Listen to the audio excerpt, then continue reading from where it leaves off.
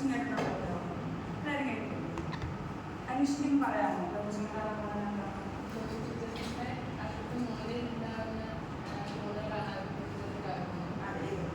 ബഹുഭുജത്തിന്റെ അകത്തെ മൂലകളുണ്ടാകുന്ന കോണുകളെയാണ് എന്ന് പറയുന്നത് ബഹുഭുജത്തിന്റെ അകക്കോണുകൾ. n വശങ്ങളുള്ള ബഹുഭുജത്തിന്റെ അകക്കോണുകളുടെ തുക നമ്മൾ പഠിച്ചിട്ടില്ലേ? സുമയ എന്ന് പറയാമോ? അത് n-2 180 ആണ് n വശങ്ങളുള്ള ബഹുഭുജത്തിന്റെ അകക്കോണുകളുടെ തുക. അപ്പൊ നമുക്കിനി അകക്കോണുകളെ കുറിച്ച് പഠിച്ചതിന്റെ അടുത്ത് എന്തായിരിക്കും? പുറംകോണുകളെ കുറിച്ച്. ഇന്നത്തെ ടോപ്പിക് പുറംകോണുകളെ കുറിച്ചാണ്.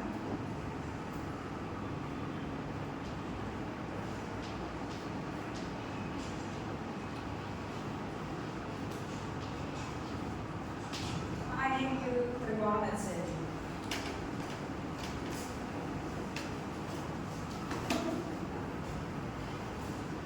ത്രികോണത്തെ കുറിച്ച് നമുക്കറിയാലോ, 3 വശങ്ങളുള്ള ത്രിഭുജമാണ് ത്രികോണം.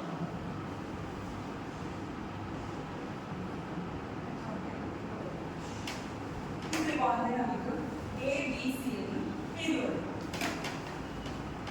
ഈ ത്രികോണത്തിന് എത്ര അകക്കോണുകളുണ്ട്? 3 അകക്കോണം. ഈ BC എന്ന വശത്ത് ഡിയിലേക്ക് നീട്ടിയായിരിക്കും. ഇവിടെ ഇപ്പം 3 അകക്കോണും കൂടാതെ ഒരു പുറംകോണും കൂടെ രൂപപ്പെട്ടിട്ടുണ്ട്. 5 മിനിറ്റ് ഒന്ന് പറയും ഇതിന്റെ പുറംകോണിന്റെ പേര്. അതെ, ആംഗിൾ ACD ആണ് ഇവിടെ രൂപപ്പെട്ടത്. പുറംകോൺ ഇപ്പം ഇവിടെ ആംഗിൾ ACDയും അതുപോലെ ആംഗിൾ ACDയും, അതായത് ഈ പുറംകോണും അകക്കോണും തമ്മിലുള്ള ബന്ധവും കുറിച്ച് പറയുന്നു.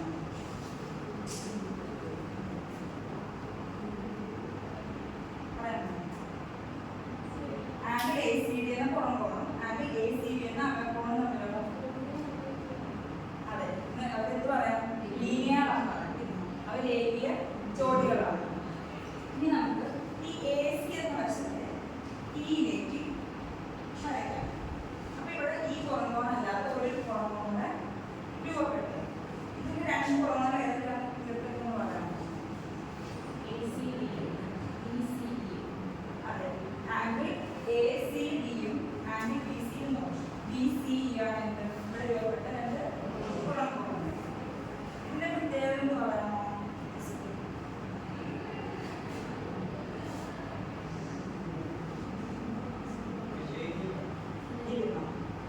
അശ്വതി ശരിയാണോ? രേഖീയ ജോഡികളാണോ? വിപരീത കോണുകൾ. വിപരീത കോണുകളെ കുറിച്ച് നമ്മൾ പഠിച്ചിട്ടുണ്ടല്ലോ. വിപരീത കോണം എന്താണെന്ന് ശരിക്കും പറയാമോ?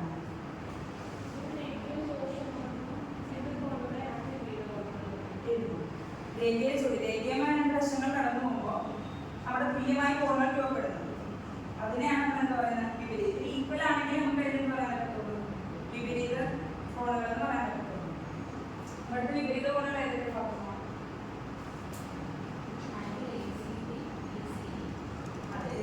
ആംഗിൾ ACDയും ആംഗിൾ BC ആണ് ഇവിടെ രൂപപ്പെട്ട ഓപ്പോസിറ്റ് ആംഗിൾസ്. നമുക്ക് എന്ത് പറയാം? Angle ACD equal to angle BCE. ഈ 2 ആംഗിൾ എന്തായിരിക്കും? ഈക്വൽ ആയിരിക്കും. എന്നാൽ രേഖീയമായി AE എന്ന വശവും BD എന്ന വശവും കടന്നു പോകുമ്പോൾ എന്ത് രൂപപ്പെട്ടു? പുറംകോണുകൾ രൂപപ്പെട്ടു. അവ എപ്പോഴും എന്തായിരിക്കും? വിപരീതമായിരിക്കും, ഈക്വൽ ആയിരിക്കും. അതായത് നമ്മളൊരു ബഹുഭുജം എടുക്കും, ത്രികോണമാണെങ്കിലും ഏത് ബഹുഭുജമാണെങ്കിലും അതിന്റെ ഒരേ മൂലയിൽ രൂപപ്പെടുന്ന പുറംകോണുകൾ എപ്പോഴും തുല്യമായിരിക്കും. ഏത് ബഹുഭുജമാണെങ്കിലും അങ്ങനെ തന്നെ. പുറംകോണുകളെ കുറിച്ച് മനസ്സിലായല്ലോ. നമുക്ക് ഈ AC എന്ന വശത്തെ നമുക്ക് Fലേക്ക്, അതുപോലെ DA എന്ന വശത്തെ നമുക്ക് Gയിലേക്ക്.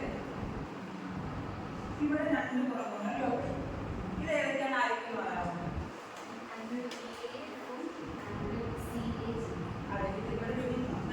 രണ്ട് പുറംകോണുകൾ ഇവിടെ രൂപപ്പെടും. അതുപോലെ ഈ വശവും നമ്മൾ നീക്കി വരയ്ക്കുമ്പോൾ ഇവിടെ 2 പുറംകോണുകൾ രൂപപ്പെടും. അപ്പോൾ 2 പുറംകോണുകൾ എന്താണെന്ന് മനസ്സിലായല്ലോ. ഇതുമായിട്ട് ബന്ധപ്പെട്ട് കുറച്ചുകൂടെ ഉണ്ട്, നമുക്ക് അടുത്ത ക്ലാസ്സിൽ